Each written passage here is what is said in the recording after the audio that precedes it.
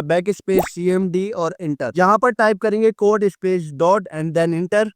यहाँ पर हमारा VS कोड डायरेक्टली ओपन हो जाएगा। इसको हम फुल स्क्रीन करेंगे और उसके बाद यहाँ पर हम स्टार्ट करेंगे अपनी कमांड्स को रन करना। सिंपल हमने टर्मिनल ओपन किया और यहाँ पर पहली कमांड है हमारी python-m vnv और vnv मतलब वर्चुअल एनवायरनमेंट बनाएंगे हम, जो कि मैं पहले ऑलरेडी आपको समझा चुका हूँ क्या होता है।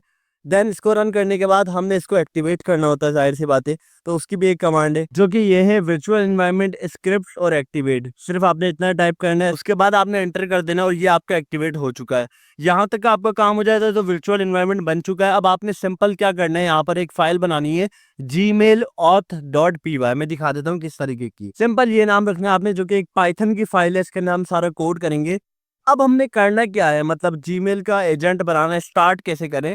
तो सबसे पहली चीज ये अपने ध्यान में रखें कि हमने ऑथेंटिकेशन लगानी पड़ेगी। मिसाल के तौर पे अगर मैं आपको कहता हूँ यार आपको मैं अपनी जीमेल का अकाउंट दे रहा हूँ, आपके पास जो भी जीमेल आएगी उसका रिप्लाई आप करोगे, मेरे पास टाइम नहीं है, तो इसका मतलब मुझे अपने अकाउंट का एक्सेस आपको देना पड़ेगा, पासवर्ड बताना पड़ेगा। तो सिंपल इसको भी मैंने पासवर्ड बताना पड़ेगा, तो वो कहलाती है ऑथेंटिकेशन के मैंने इसको अपना एक्सेस देना होगा अकाउंट का। वो देंगे हम गूगल क्लाउड कंसोल के जरिए, जो कि एक वेबसाइट है, वहां पर जाकर हम लोग प्रॉपर सेटअप करेंगे। पहले वो देखते हैं, उसके बाद यहाँ आकर कोड करेंगे। सिंपल आपने गूगल पे सर्च करना है गूगल क्लाउड कंसोल। देन आपके सामने इस तरीके का एक इंटरफेस आएगा। सबसे पहले आपने क्या करना होगा, आपने यहाँ पर शेयर के बटन पे क्लिक करना है और यहाँ से अपना प्रोजेक्ट सेलेक्ट करना है। बेसिकली मैं 2 प्रोजेक्ट पर ऑलरेडी काम कर रहा हूँ, मैं एक नया प्रोजेक्ट बनाऊंगा, तो यहाँ पर मैं न्यू प्रोजेक्ट पे क्लिक करूंगा। अब यहाँ पर हमने अपने प्रोजेक्ट के नाम बताना होगा, कुछ भी रख दो। मैंने यहाँ पर 144 के नाम से बना दिया, ठीक है।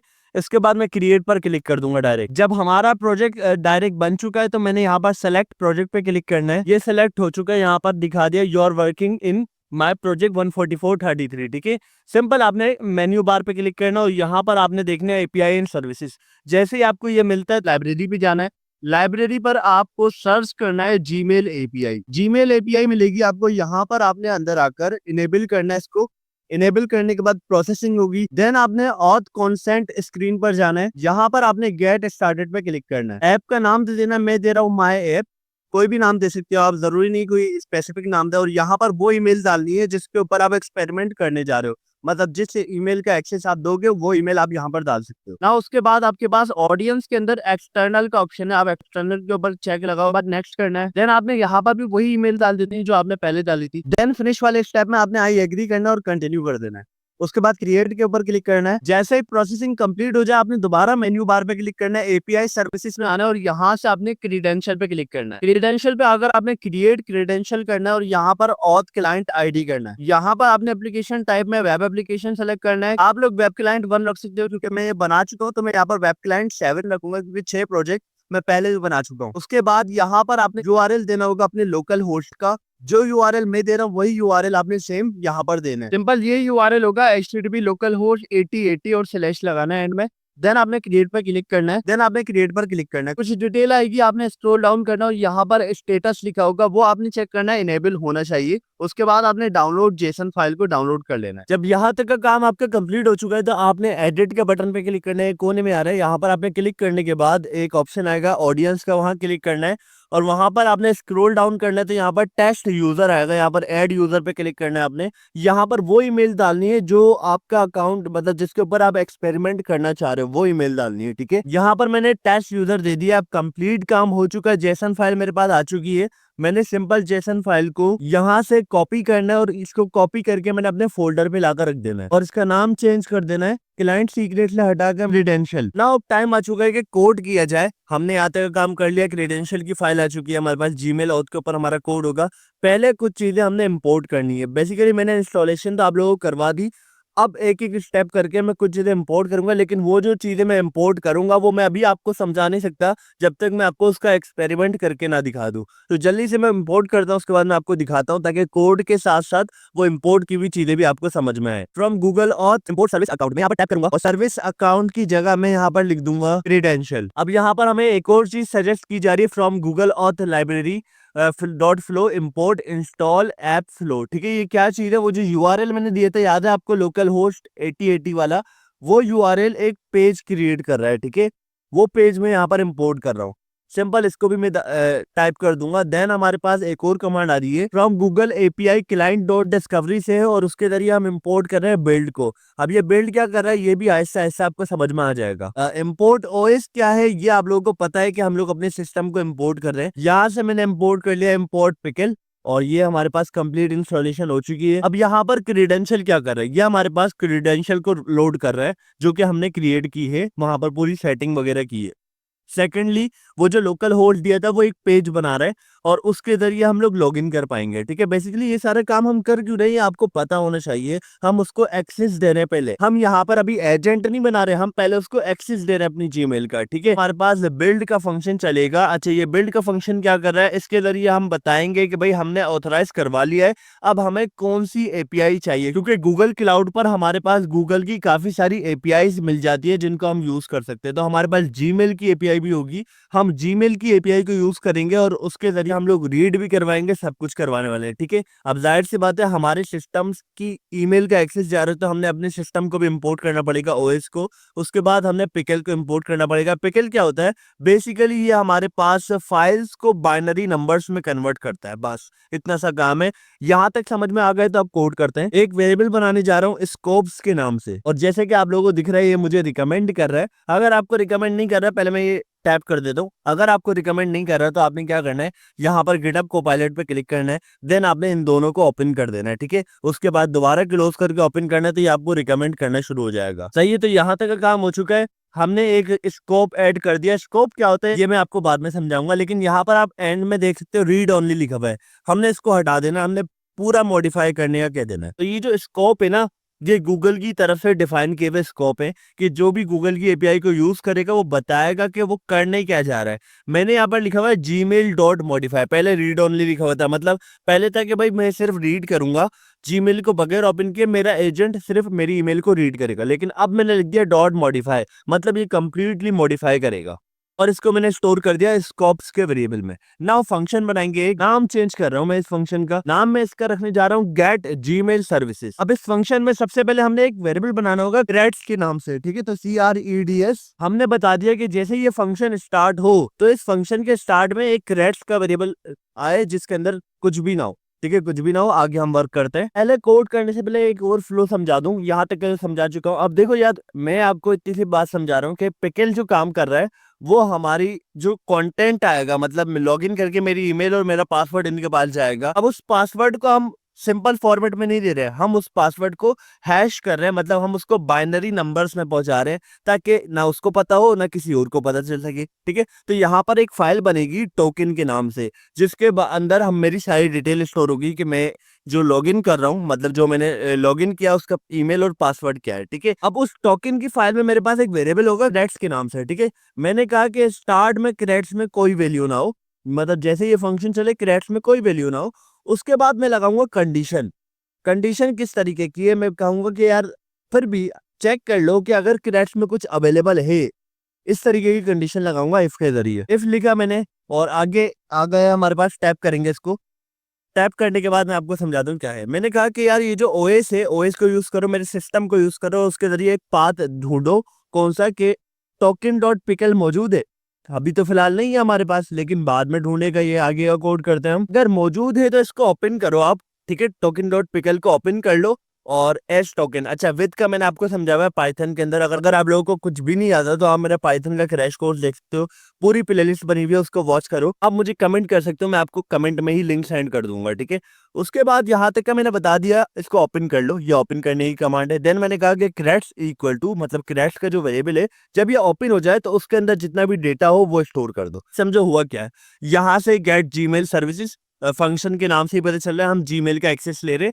यहाँ पर जैसे ये फंक्शन चलेगा क्रेड्स में कुछ नहीं होगा, उसके बाद ये ढूंढेगा कि भाई अगर टोकन डॉट पिकल अवेलेबल है तो उसको ओपन करो और उसमें ये डाल दो, बस। अब यहाँ पर हम यूज करेंगे नेस्टेड इफ का। मैं टाइप करूंगा इफ नॉट क्रेड, मतलब कोई भी क्रेड्स अवेलेबल नहीं है या फिर क्रेड्स वैलिड ना हो। ठीक है, तो आपने क्या करना है, एक और इफ को रन कर देना है। इसके अंदर हमने पूछना है if credits and credits expired and credits refresh token. मतलब अभी आपको समझ में नहीं आएगा जब तक पूरा कोड ना कर लूं, तो मैं पहले पूरा कोड करता हूं, उसके बाद आपको समझ में आ जाएगा ये। तो मैंने एक रिक्वेस्ट भेजनी है कि क्रेडिट्स को रिफ्रेश कर दो, उसके बाद एल्स बनेगा। एल्स के अंदर मैंने क्या कहना है, एल्स में मैंने आपको कहना है कि flow install app flow from client secret file और क्रेडेंशियल फाइल को ओपन करना है। स्कॉप्स वगैरह मैंने यहाँ पर डिफाइन कर दिया। अब मैं समझाता हूँ सारा कोड, ठीक है। यहाँ पर अभी मुझे टोकन डॉट पिकल की फाइल नहीं मिल रही, जो कि मैंने बोला था कि भाई टोकन की फाइल बना देना आप, और पिकल का मतलब क्या है, उसको बाइनरी में कन्वर्ट करना, बस इतनी सी बात है, ठीक है।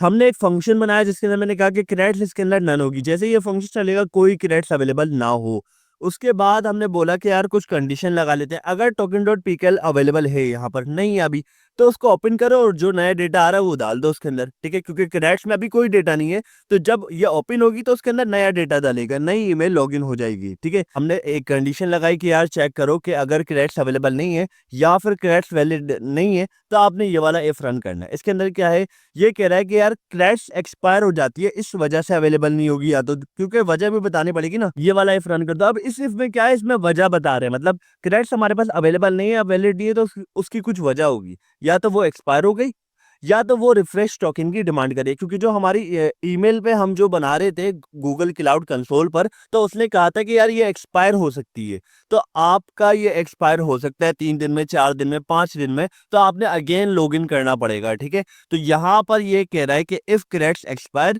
और इफ क्रेडिट्स रिफ्रेश टोकन, तो आपने इन दोनों बिना पर आपने ये वाली कंडीशन चला देनी है, क्रेडिट्स डॉट रिफ्रेश, मतलब दोबारा से आपने क्रेडिट्स को स्टार्ट कर देना है और एक नई रिक्वेस्ट भेजनी है कि हमें दोबारा लॉगिन करने की इजाजत दी जाए, बस इतना सा काम है। और ये सारा काम किस सूरत में होगा, हमारे पास टोकन फाइल अवेलेबल होगी जब होगा, ठीक है। क्योंकि टोकन फाइल अवेलेबल है, उसमें क्रेडिट्स मौजूद नहीं है, फिर क्रेडिट्स गलत है, या फिर क्रेडिट्स एक्सपायर हो गया, या फिर क्रेडिट्स को रिफ्रेश टोकन की जरूरत है, जब होगा टोकन फाइल हमारे पास अवेलेबल है।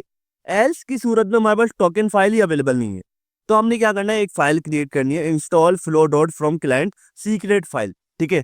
सीक्रेट फाइल को उठाना है, जो कि क्रेडेंशियल डॉट जेसन के नाम से, इस फाइल को उठाकर हमने स्कोप से मैच कर लेना है। अब ये इंस्टॉल डॉट फ्लो आपको याद होगा, मैंने यहाँ पर आपको समझाया था। इंस्टॉल ऐप फ्लो क्या काम करता है, ये एक पेज क्रिएट करता है, जो कि मैंने आपको बताया था, एक फाइल क्रिएट करता है टोकन की, और वही काम ये यहाँ पर कर रहा है। उस फाइल में ये क्रेडेंशियल डॉट जेसन और स्कोप्स का यूज करेगा। अब क्रेडेंशियल इसको कैसे मिलेगी, जब तक मैं उसमें लॉगिन नहीं करूंगा, इसको पासवर्ड ईमेल नहीं दूंगा, क्योंकि मैंने आपको पहले बताया था क्रेडेंशियल के अंदर मेरी ईमेल और पासवर्ड मौजूद है। जहां से वो ईमेल पासवर्ड को लेगा, उसको टोकन में कन्वर्ट करेगा, देन उसको मेरा एक्सेस मिल जाएगा। स्कोप्स क्या है, मैंने बता दिया भाई, पूरी ईमेल को मॉडिफाई करना, मुझे इतना एक्सेस दो कि मैं कंप्लीट ईमेल को मॉडिफाई कर सकूं।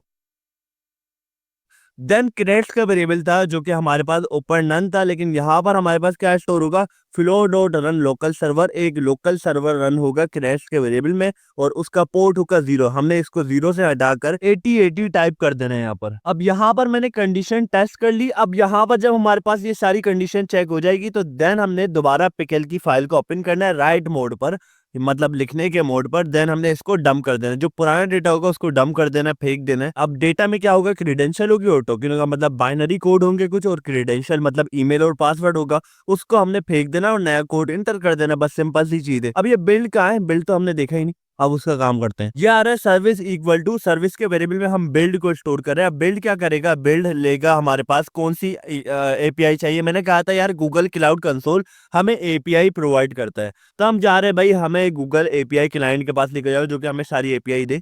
अब उसके पास एक बिल्ड का पेज है, जिसके अंदर हमारे पास ऑप्शन है, हम कोई भी एपीआई सेलेक्ट कर सकते हैं। मैंने बोला भाई मुझे जीमेल की एपीआई चाहिए, उसका वर्जन 1 दो, और क्रेडेंशियल में हमारा क्रेडिट्स स्टोर कर दो। और क्रेडिट्स के वेरिएबल में क्या है, वो पेज है जो हम लॉगिन करने के लिए इस्तेमाल कर रहे हैं। तो ये आपको उम्मीद है कि समझ में आ गया होगा सारा सब कुछ। लास्ट में हमने रिटर्न कर देना है सर्विसेज, और ये हमारा पेज कंप्लीटली रेडी हो चुका है। हमने क्रेडेंशियल वगैरह सब कुछ ऐड कर दिए। अब एक कमांड चलानी है और हमारा लॉगिन सेटअप बन जाएगा। नाउ सिंपल मैं यहाँ पर अपनी लास्ट कमांड रन करूंगा, जो कि है पाइथन जीमेल auth.py। इंटर करेंगे और उसके बाद ये लोडिंग स्टार्ट, और यहाँ पर हमारे पास आएगा ईमेल पर लॉगिन करने का ऑप्शन।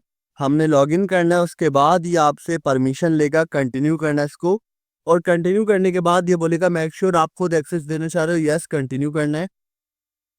देन यहाँ पर आएगा the authentication flow as completed, you may close this window, मतलब आपका एक्सेस दिया जा चुका है और आप इसको क्लोज कर सकते हो। मतलब हमने ऑथेंटिकेशन कर ली है, हमारे एजेंट को एक्सेस मिल चुका है।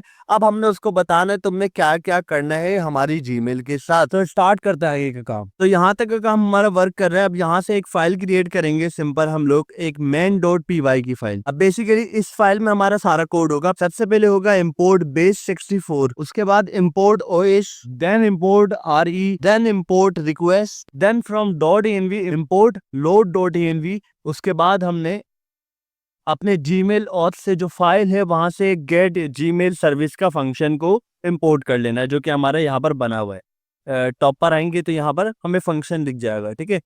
और उसके बाद हमने आगे कोड करना स्टार्ट करना है। base64 क्या करता है, बेसिकली ये हमारी ईमेल की जो बॉडी का फॉर्मेट होता है। आपको पता होगा कि गूगल की जो जीमेल की बॉडी है, यानी कि जो हम मैसेज लिखते हैं वो इनक्रिप्टेड फॉर्म में जाता है। मतलब कोई भी बंदा उसको हैक नहीं कर सकता, उस मैसेज को रीड नहीं कर सकता जब तक उसके पास ईमेल का एक्सेस ना हो, ठीक है। तो उसको हमने पहले इनकोड करना पड़ेगा, देन हम उसको देख पाएंगे, ठीक है। नाउ हम लोग इम्पोर्ट ओएस का यूज करेंगे अपने सिस्टम का, इम्पोर्ट आरई का, रेजेक्स का यूज करेंगे। रेजेक्स मैंने बताया था क्या होता है। और इम्पोर्ट रिक्वेस्ट का, क्योंकि हम लोग एपीआई की का यूज करेंगे तो हम लोग रिक्वेस्ट का यूज करें। देन .env, ये सब मैं आपको लास्ट वीडियो में बता चुका हूँ। कौन सी वीडियो, एजेंटिक एआई की कंप्लीट प्लेलिस्ट का लिंक मैं आपको डिस्क्रिप्शन में दे रहा हूँ। उस वीडियो को आपने स्टार्ट से देखना है तो सब कुछ समझ में आने शुरू हो जाएगा, ठीक है। उसके अलावा अगर पाइथन ही नहीं आती तो उसका लिंक भी आपको साथ में मिल जाएगा, तो आप लोग पाइथन को भी कंप्लीटली वॉच कर सकते हो। उसके बाद जीमेल ऑथ का लिंक दिया हमने, ठीक है। तो यहाँ पर इंपोर्ट का बहुत सिंपल सा लॉजिक है। अब हमने आगे कोड करना स्टार्ट करना है। अब बेसिकली हम लोग पहले अपनी एपीआई को ओपन करेंगे। तो यहाँ पर सिंपल में एक फाइल बनाऊंगा .env के नाम से, जिसके अंदर हम अपनी एपीआई की रखेंगे, ठीक है। तो मेरे पास ऑलरेडी मेरी एपीआई की जनरेटेड है। कहाँ है, मेरे पहले वाले फोल्डर में, जिसके अंदर मैंने आपको चैटबॉट बनाना सिखाया था। अगर आपके पास एपीआई की जनरेटेड नहीं है तो आप उसको देखकर जनरेट कर सकते हो। तो नाउ एएनवी फाइल में मैंने अपनी एपीआई की को सेव कर दिया। उसके बाद आगे का कोड करते हैं। आगे क्या है, हमने अपनी .env फाइल को गेट करना पड़ेगा, मतलब कोई हमारी एपीआई की को गेट ना कर पाए। तो इसलिए हम लोग env फाइल के अंदर अपनी एपीआई की रखते हैं ताकि वो सिक्योर रहे। अब उसके बाद हमने उसको गेट करना पड़ेगा, तो एक फंक्शन यूज होगा जो कि हमने इंपोर्ट किया था load.env, ठीक है। तो इसको यूज करेंगे। यहाँ पर मैं अपने वेरिएबल को कॉल करूंगा जो कि मैंने env फाइल के अंदर बनाया है। तो उस वेरिएबल को सिंपल हम यहाँ पर कॉल करेंगे ओपन एपीआई की। उसके बाद इसने मुझे रिकमेंड कर दिया os.getenv, मतलब गेनवी फाइल को गेट करो और ओपन राउटर एपीआई की का नाम दे दो उसको, ठीक है। तो यही चीज हम सेम टू सेम अप्लाई करेंगे। अब हो क्या रहा है, ओपन राउटर एपीआई की का एक वेरिएबल है, मैंने ओपन राउटर की एपीआई की यूज की है। ओपन एआई की यूज कर सकते था, मसला ये है कि वो पेड होता है तो इसलिए काफी स्टूडेंट को प्रॉब्लम होती है। तो इजी वे है ये और आप लोग इजीली इसको यूज कर सकते हो। उसके बाद ओएस का यूज किया सिस्टम का, जिसके जरिए पाथ मिलता है हमें, और गेट env फाइल को गेट किया। env फाइल के अंदर हमारे पास ये वेरिएबल है, इसको हमने कॉल कर दिया ना। यहाँ पर हमारे पास लोड हो चुकी है हमारी .env फाइल। आगे हमने फंक्शन बनाना है जिसके जरिए हमारी ईमेल के अनरीड मैसेजेस को हम गेट कर सकें। जितने भी अनरीड मैसेज है उनको उठाकर लेकर आना और एक लिस्ट के अंदर सेव करवाना है। और सिंपल मेरे सामने इसने कोड रिकमेंड कर दिया, समझा देता हूँ क्या हुआ इसके अंदर। मैंने अनरीड ईमेल्स के लिए एक फंक्शन बनाया जिसके अंदर हमारे पास एक पैरामीटर है सर्विसेज। सर्विस क्या था, हमने पहले जीमेल ऑथ में देखा था। जीमेल ऑथ वाली फाइल में सर्विस के अंदर हमने स्टोर किया जीमेल, मतलब पहले तो क्रेडेंशियल स्टोर था, मतलब मेरी ईमेल का पासवर्ड और ईमेल, ठीक है। जैसे उसने लॉगिन किया वो गया जीमेल के पास। जीमेल पे जाकर इसने वर्जन 1 की एपीआई गेट की, मतलब अब इसके बाद मेरी जीमेल का एक्सेस है। तो यहाँ पर हमने कहा कि भाई पहले तो आपके पास ये फंक्शन स्टार्ट होने से पहले ही इसके पास एक एक्सेस होना चाहिए आपकी जीमेल का। मिल गया इसको एक्सेस, ठीक है। इसके अंदर दो वेरिएबल बनाए हुए, रिजल्ट और मैसेज के नाम से। रिजल्ट में मैंने क्या स्टोर किया, सर्विस के अंदर जाओ, मतलब जीमेल के अंदर आओ, वहां पर आपको बहुत सारे यूजर्स के फंक्शन मिलेंगे, ठीक है। उन यूजर्स के अंदर मैसेजेस होंगे। मैसेजेस के फंक्शन को एक लिस्ट में डालो। किस तरीके से डालना है, आपने उनकी यूजर आईडी के बिहाफ पर उनको लिस्ट में डालना है, ओके। और खास तौर पे इसने बता दिया किन चीजों की आपने आईडी को गेट करना है। इनबॉक्स के मैसेजेस उठाने और अनरीड मैसेजेस को उठाना है। उसके अलावा और किसी चीज को आपने लिस्ट में ऐड नहीं करना, क्योंकि देखो अगर मैं आपको ईमेल ओपन करके दिखाऊं तो यहाँ पर आपको स्नूज के भी, स्टार्ट के भी मिलेंगे और ड्राफ्ट भी मिलेगा, आपको सेंड भी मिलेगा। तो हमने बोला सिर्फ इनबॉक्स को आपने गेट करना है और जितने भी अनरीड है उनको आपने गेट करना है। यहाँ पर कोई भी अनरीड नहीं है तो सिर्फ अनरीड को गेट करके लाएगा वो। उसके बाद मैसेजेस के अंदर हमने स्टोर किया result.get मैसेजेस, मतलब हमने जो रिजल्ट्स के जरिए जो ईमेल गेट के जो लिस्ट गेट की थी उसको आपने मैसेजेस के साथ प्रिंट करवा देना, मतलब मैसेजेस भी शो करवाने और उनके नाम वगैरह भी शो करवा देने। एंड देन हमारा जो मैसेज का वेरिएबल था उसको लास्ट में हमने रिटर्न करवा दिया। सिंपल सा कॉन्सेप्ट है। पहले हमने क्या किया, पहले हमने कंडीशन लगाई कि भाई इनबॉक्स और अनरीड की जितनी भी ईमेल है उनको आईडी वाइज आप एक लिस्ट में डाल दो। मतलब सबसे पहले नंबर पे ऐप सुमो की ईमेल आ जाएगी, दूसरे नंबर पे लवेबल की आ जाएगी और तीसरे नंबर पे एक मोहम्मद नाम की आ जाएगी। ठीक है, तो इस तरीके से आपने ईमेल को ऐड कर देना। आगे हमने ईमेल्स की डिटेल निकालनी है। अब कैसे निकालेंगे, मतलब हमारे पास ईमेल्स तो आ चुकी है इनबॉक्स से निकल के और अनरीड ईमेल आ चुकी है। अब उनका बॉडी का जो पार्ट है ना उसको हमने डिकोड करना पड़ेगा, क्योंकि मैंने बताया इनक्रिप्टेड फॉर्म में होता है, कोई उसको आसानी से रीड नहीं कर सकता। तो बेस 64 की मदद से हम उसको डिकोड करेंगे। कैसे करेंगे, एक फंक्शन बनेगा डेफ गेट ईमेल्स डिटेल। कर रहा है, टैब पर क्लिक करूंगा और सिंबल आपको समझाना शुरू कर दूंगा। यहाँ पर हमारे पास दो वेरिएबल है, एक है सर्विस का और एक है मैसेज आईडी का। सर्विस में आपको पता है क्या स्टोर है, मैसेज आईडी में आईडी स्टोर होगी, हर ईमेल की आईडी होती है। तो यहाँ पर अब हमें कुछ कोड रिकमेंड किया जा रहा है। सिंपल टैब पर क्लिक करके इसको मैं एंटर करूंगा, लेकिन कुछ कोड सही होगा, कुछ कोड हमारा काम का नहीं होगा। तो यहाँ तक हम मैसेज तक कोड रखते हैं, बाकी का कोड फिलहाल मैं हटा रहा हूँ। यहाँ तक के कोड में क्या हो रहा है, ये हमें सर्विस मैसेज गेट कर रहा है और आईडी को हमारी मैच करके एग्जीक्यूट कर रहा है। मतलब जो काम यहाँ हो रहा था वही काम यहाँ पर हो रहा है कि हमारे पास डेटा फैच होकर आ रहा है। ठीक है, मतलब आईडी के बिहाफ पे डेटा आ रहा है। मैंने कहा था कि आईडी स्टोर हो रही है ऐप समो पहले नंबर पे, दूसरे नंबर पे हमारा लवेबल, तीसरे नंबर पे मोहम्मद। तो इसी तरह पहले नंबर पे हमारे पास जो था वो आया, उसके बाद दूसरा आया, फिर तीसरा आया। ठीक है, और मैसेजेस के अंदर उसके मैसेजेस स्टोर हो रहे हैं। और सेकंड लाइन में हम लोग यूज करेंगे पेलोड का। अब हो क्या रहा है, मैंने मैसेज के वेरिएबल में ये सब कुछ स्टोर तो करवा दिया था, अब मैसेज को पेलोड पर हम भेज रहे हैं। मतलब आईडी समझ लो, मैंने ऐप सुमो को इस लाइन के जरिए गेट कर लिया। आसान करते हैं काम को बिल्कुल, इस लाइन के जरिए ऐप सुमो को गेट कर लिया, ऐप सुमो की ईमेल को गेट कर लिया, उसको पेलोड पर सेंड किया। पेलोड क्या काम करता है, पेलोड हमारी ईमेल को दो पार्ट में कन्वर्ट करता है, हेडर अलग करता है, बॉडी अलग करता है। हेडर में क्या होगा, हमें सब्जेक्ट मिलेगा। मतलब सब्जेक्ट दिखाता हूं मैं आपको। सब्जेक्ट ये रहा हमारा, deal of the day photo GPT AI 10% of. ठीक है, ये हमारे पास सब्जेक्ट है। एक तो ये हेडर्स को अलग करेगा, दूसरा बॉडी को अलग करेगा। बॉडी मतलब ये जो मेन कंटेंट है इसको अलग कर देगा। अब ये जो बॉडी का कंटेंट होता है ये होता है एनक्रिप्टेड, इसको हम डायरेक्टली एक्सेस नहीं कर सकते अपने AI की तरफ। तो हमने पहले इसको डिकोड करना पड़ेगा बेस 64 के जरिए, देन इसको यूज कर सकते हैं। तो ये कंप्लीट प्रोसेस है, इसका एक अलग से कोर्स आता है, लेकिन मैं बेस 64 का फिलहाल आपको ऐसे ही रो कॉन्सेप्ट दे रहा हूँ। हाँ, बाद में कभी हमने सीखना हुआ तो सीखेंगे इसको भी डिटेल में। हेडर्स है, हेडर्स में हमारे पास क्या स्टोर हो रहा है, पेलोड डॉट गेट। पेलोड के जरिए जो हम हेडर को गेट करेंगे उसको हम हेडर्स के वेरिएबल में स्टोर कर देंगे। मिसाल के तौर पे मैंने कहा था दो चीज अलग हो रही है, एक हेडर और एक बॉडी। अब मल्टीपल हेडर्स आएंगे ना, क्योंकि हमारे पास आईडी वाइज काम हो रहा है। तीन आईडी आई थी, एक एप्समो की, एक लवेबल की, एक मोहम्मद की। तो तीनों के हेडर्स हमारे पास आ जाएंगे जो कि लिस्ट के अंदर मौजूद होंगे। ठीक है, अब उन हेडर्स को हम जब गेट कर लेंगे तो हम हेडर्स के वेरिएबल में ही स्टोर कर देंगे। काम आसान। हेडर्स के वेरिएबल में हमारे पास एक लिस्ट है जो कि तीन चीजों को गेट करती है। कभी कभी क्या होता है, हमारे पास ईमेल में सब्जेक्ट मौजूद नहीं होता, तो उसका क्या करेंगे, उसके ऊपर कंडीशन लगेगी, टपल कंप्रीहेंशन यूज करेंगे, जैसे कि ये रिकमेंड कर रहा है। सिंपल मैं टैब पर क्लिक करूंगा, तो मैंने टैब किया, सब्जेक्ट का वेरिएबल बनाया। अब समझो हो क्या रहा है। ठीक है, ये समझो, इग्नोर कर दो इसको, क्या चीज है। यहाँ पर हम रखते हैं सिर्फ एच, ताकि आपको क्लियरली समझ में आए। सही है, पहले समझते हैं हो क्या रहा है। सब्जेक्ट का एक वेरिएबल बनाया जिसके अंदर हमने क्या रखा, नो सब्जेक्ट।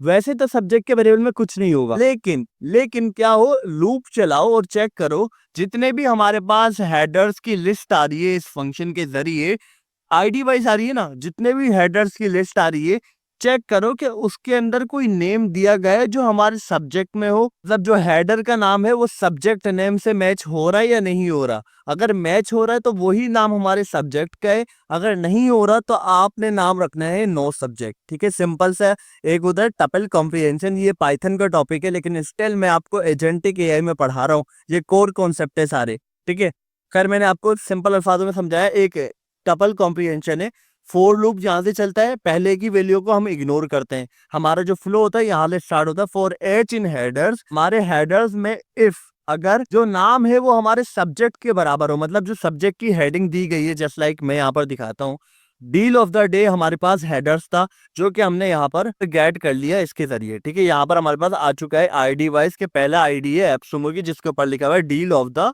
जो भी लिखा हुआ है वो बता दिया। ठीक है, अब वो मैच करो, इससे मैच करना है सब्जेक्ट से, जो ईमेल का सब्जेक्ट है उससे मैच करो। मैच हो रहा है तो यही नाम हमारे सब्जेक्ट के वेरिएबल में स्टोर कर दो, नहीं हो रहा तो नो सब्जेक्ट ईमेल के दो उसको, ठीक है, क्योंकि किसी किसी ईमेल का सब्जेक्ट नहीं होता।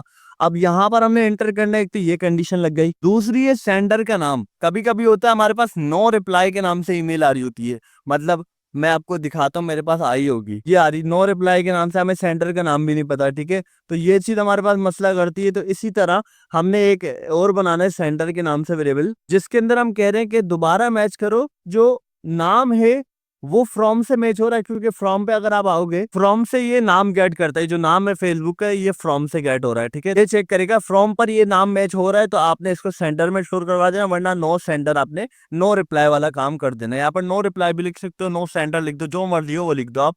उसके बाद हमने क्या करना है, देन हमने बॉडी पे काम करना है। यहां तक का काम हमारा होता है हेडर का। हेडर मतलब सब्जेक्ट और फ्रॉम को सही करना। अब बॉडी को सही करना है तो बॉडी के लिए हमने क्या करना पड़ेगा, बॉडी के अंदर हमने देखना पड़ेगा इफ पार्ट्स इन पेलोड, मतलब हमारे पास बॉडी के पार्ट्स अवेलेबल हैं पेलोड में, मतलब 2 पार्ट हो गए ना। तो आपने क्या करना है, एक लूप चलाना है। लूप में क्या होगा, उन पार्ट्स को लिस्ट के अंदर ऐड कर दिया जाएगा, ठीक है। उसके बाद उसके ऊपर हमारे पास कंडीशन चलेगी, इफ पार्ट मेम टाइप, मतलब उसकी जो टाइप होगी वो हमारे पास टेक्स्ट हो, प्लेन हो, तो आपने क्या करना है, उसको बॉडी को हमने बेस 64 के जरिए कन्वर्ट कर लेना है, हमारे पास डिकोड कर लेना है, ठीक है। अच्छा, ये जो कोड है B64 डिकोड, ये थोड़ा सा कोड कॉम्प्लिकेटेड लगेगा क्योंकि ये इनका रेजेक्स कोड होता है, मतलब इसके अंदर का पीछे का एक फंक्शन होता है जिसको हमने पढ़ना पड़ेगा। बेस 64 ये सारे जो है हमारे पास स्क्रैपिंग के टूल होते हैं, इनको मैं अलग से वीडियो बनाऊंगा बेस 64 पे, ब्यूटीफुल शॉप पर। और भी बहुत सारे आते हैं जो कि आपको सीखना जरूरी है, आपको बाद में समझाएंगे, बिल्कुल समझाएंगे। हाल आप ये समझो कि भाई हमने बेस 64 के जरिए इसको डिकोड कर लिया, इसको आप कॉपी कर सकते हो, इसको टाइप कर सकते हो, ऐसे ही कोई मसला नहीं है। जीपीटी भी आपको ये जनरेट करके दे देगा। और आपने आगे क्या करना है, हमने उसके पार्ट को कन्वर्ट करना है, क्योंकि पार्ट हमें यहाँ पर हो गए थे ना, लिस्ट में मिल गए थे, तो हमने बॉडी को उठाना है पहले, सारी जितनी भी हमारे पास ईमेल है जो कि टेक्स्ट फॉर्मेट में, उनकी बॉडी रिकॉर्ड कर लेना है यूटीएफ ऐड के अंदर, ठीक है। और जब ये कंडीशन हमारे पास कंप्लीट हो जाएगी कि भाई हमारे पास सिंपल फॉर्मेट में हमारे पास ईमेल कन्वर्ट हो गई है, तो हम इसको ब्रेक करेंगे।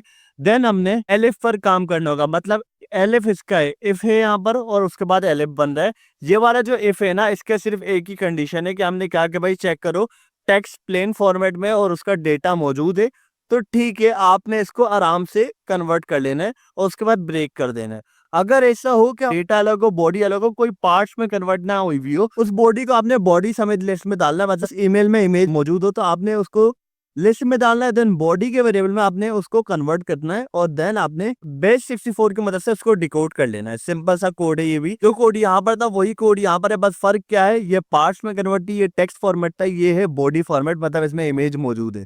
सो यहाँ पर काम हमारा कंप्लीट हुआ है। कुछ चीजें हम रिटर्न करेंगे, जैसे कि सब्जेक्ट, सेंडर और बॉडी को हम रिटर्न कर लेंगे। मतलब सब्जेक्ट के अंदर क्या था हमारे पास, सब्जेक्ट के जरिए हम लोग सब्जेक्ट को गेट कर रहे थे, क्योंकि सब्जेक्ट हमने वैलिडेशन लगाना जरूरी है कि सब्जेक्ट मौजूद है या नहीं मौजूद, ठीक है। उसके बाद सेंडर का नाम भी होना जरूरी है, ठीक है। उसके बाद हमारा बॉडी का काम भी होना जरूरी है, तो सबको हमने एक साथ रिटर्न कर दिया, मतलब कंडीशंस वगैरह लगाकर रिटर्न कर दिया। तो यहाँ पर हमारे पास ईमेल का डेटा भी आ गया, उसको डिकोड भी कर लिया कंप्लीटली। तो यहाँ तक का कोड हमने समझ लिया है। यहाँ पर हमने एक इंपोर्ट किया, यहाँ पर लोड की .env फाइल, यहाँ पर हमने अपनी ईमेल को गेट किया, यहाँ पर डिकोड किया और उसके बाद उसको डिफरेंट पार्ट्स में कन्वर्ट किया। अब है हमारे पास जीपीटी से रिप्लाई जनरेट करवाने का टाइम, तो स्टार्ट करते हैं। जनरेट रिस्पॉन्स के नाम से फंक्शन बना ले या फिर जनरेट रिप्लाई के नाम से बना ले, रिप्लाई के नाम से सही रहेगा। यहाँ पर प्रॉम्प्ट की जगह पे मैं लिखूंगा टेक्स्ट, आप कुछ भी लिख दो, मैं टेक्स्ट लिख रहा हूँ। यहाँ पर आएगा हमारे पास ओपन राउटर का यूआरएल। आप लोग पिछली वीडियो में मेरे से बोल रहे थे कि ओपन एआई का यूआरएल लगाना पड़ेगा, हमने आप लगा सकते हो। आप जब env फाइल में इनकी ही एपीआई की यूज करना, अगर पेड सब्सक्रिप्शन है, क्योंकि वो आपको पेड चीजें प्रोवाइड कर रहे हैं, मैक्सिमम आपको 3 से 4 बार आपको प्रॉम्प्ट देने की इजाजत है, उसके बाद वो आपको पेड कर देते हैं कि भाई हमारी एपीआई खरीदो। तो बेहतर है आप ओपन राउटर की यूज करो, वही सर्विसेज है, फ्री में मिल रही है आपको। अब इसमें क्या हो रहा है, हेडर्स मैंने आपको प्रीवियस वीडियो में बताए थे, ऑथराइजेशन है ओपन एपीआई की कि भाई देखो कि भाई एक की मौजूद है हमारे पास। और कंटेंट टाइप मतलब हम लोग टोटल एआई से बात करेंगे जेसन फॉर्मेट में, ठीक है। हेडर्स में हमने ये बताना है। नाउ हमारे पास पेलोड का ऑप्शन आता है। ये सारी चीजें में ये जो मेथड है आपको जनरेट रिप्लाई वाला, ये मैं चैटबॉट वाले में ऑलरेडी आपको बता चुका हूँ। सो इसको जल्दी से हम लोग जो है बस अप्लाई करते हैं। अच्छा, GPT-4 यूज नहीं कर रहा, मॉडल का नाम आप गौर से देखिएगा कौन सा मैं यूज कर रहा हूँ। मॉडल का नाम है mistral AI mistral 7B instruct. ठीक है, ये नाम है मॉडल का हमारे। और मैसेजेस आएंगे इसके अंदर। मैसेजेस क्या होंगे हमारे पास? रोल होगा सिस्टम का, तो हमारे पास कंटेंट होगा you are an email assistant, keep replies polite and helpful. ठीक है, अगर रोल होगा यूजर तो कंटेंट में मैं टेक्स्ट दूंगा। मतलब हमारे पास पेलोड में, अब आप लोग समझ जाओगे होता है क्या है। पेलोड ऊपर भी आया था, अब भी आ गया। तो पेलोड में बेसिकली हमारे पास किसी भी चीज को हम डिफरेंट स्टेप में डिफाइन कर रहे थे। जस्ट लाइक एक हमारे पास AI से बात हो रही है, तो हमने पहले हेडर डिफाइन कर दिया, जिसके अंदर हमने क्या बताया? हमने बताया कि ये ऑथराइजेशन होनी चाहिए, कंडीशन हमारी होनी चाहिए। और पेलोड में हमने क्या बताया? हमने बताया इसको इस मॉडल की जरूरत पड़ेगी और इसको इस टाइप के कंटेंट की जरूरत पड़ेगी। पेलोड में बता रहे हैं जरूरतें, और हेडर्स में हमारी बताई जा रही है कंडीशंस। ठीक है, पेलोड में मैंने मॉडल बता दिया, ये वाला मॉडल यूज हो। मैसेजेस के अंदर मैंने एक लिस्ट बनाई, लिस्ट फॉर्मेट में मेरे पास मैसेजेस आए, और रोल अगर सिस्टम का हो तो वो क्या रिप्लाई करेगा? वो एक ईमेल असिस्टेंट बन के रिप्लाई करेगा, और रिप्लाई उसके पॉलिट और हेल्पफुल होंगे। ठीक है, अगर रोल यूजर है तो यूजर से आपने हमेशा टेक्स्ट लेना पड़ेगा, मतलब ईमेल का टेक्स्ट लेना पड़ेगा। बस यहाँ पर हमने ये डिफाइन कर दिया है। और अब मैं बनाऊंगा रिस्पॉन्स का वेरिएबल, और रिस्पॉन्स के वेरिएबल में रिक्वेस्ट सेंड करूंगा पोस्ट की। अब जब हम लोग टेक्स्ट उसको सेंड करेंगे तो एक रिस्पॉन्स के वेरिएबल में एक रिक्वेस्ट सेव करूंगा मैं, जो कि पोस्ट की रिक्वेस्ट होगी। उसके अंदर हम लोग क्या देंगे? यूआरएल देंगे। पहले यूआरएल कौन सा? ये वाला यूआरएल। हेडर्स को मैच करेंगे, हेडर्स हेडर्स के बराबर है, और जेसन के अंदर हम लोग पेलोड डाल देंगे। जेसन मतलब हमारा जो फॉर्मेट होगा उसके अंदर हम लोग पेलोड डाल रहे हैं, मतलब मॉडल। हमने इस मॉडल से बात करनी है और हमारा मैसेज कंटेंट इस टाइप का है। ठीक है, देन हमारे पास ये रिक्वेस्ट है जाएगी, तो उसके लिए हमने रिस्पॉन्स को सेंड करना पड़ेगा। यहाँ पर हमने बोल दिया कि हमारे रिस्पॉन्स को रेस किया जाए, और उस रिस्पॉन्स को हमने रिटर्न किया जेसन फॉर्मेट में, जिसके अंदर हमारे पास चॉइस होगी 0 और मैसेज कंटेंट। मतलब वो हमेशा स्टार्ट करेगा 0 इंडेक्स से। जस्ट लाइक मेरे पास पहले है एप्सोमो, देन है लवेबल, देन है मोहम्मद। अब पहले वो एप्सोमो को डील करेगा, 0 इंडेक्स पे आएगा। जैसे ही एप्सोमो को डील कर लेगा तो फिर 0 इंडेक्स पे हमारे पास क्या आ जाएगा? लवेबल आ जाएगा। देन लवेबल को डील करेगा, देन 0 इंडेक्स पे हमारे पास मोहम्मद आ जाएगा, उसको डील करेगा। इसी तरीके से उसके मैसेजेस को गाइड करेगा, देन उसके कंटेंट को गाइड करेगा, और हमें रिप्लाई करेगा। अब जाहिर सी बात है, जब उसने रिप्लाई तैयार कर ही लिया है, तो अभी मैंने सेंड करने का प्रोसेस नहीं बताया किस तरीके से वो हमें भेजेगा। अभी ये जनरेट कर रहा है, यहाँ पर हमने इस तक रिप्लाई पहुंचाया है जेसन फॉर्मेट में। अब वो सेंड किस तरह करेगा ये हमें बताना है। तो सिंपल इसका भी फंक्शन बना लेंगे, फंक्शन सेंड रिप्लाई का, जिसके अंदर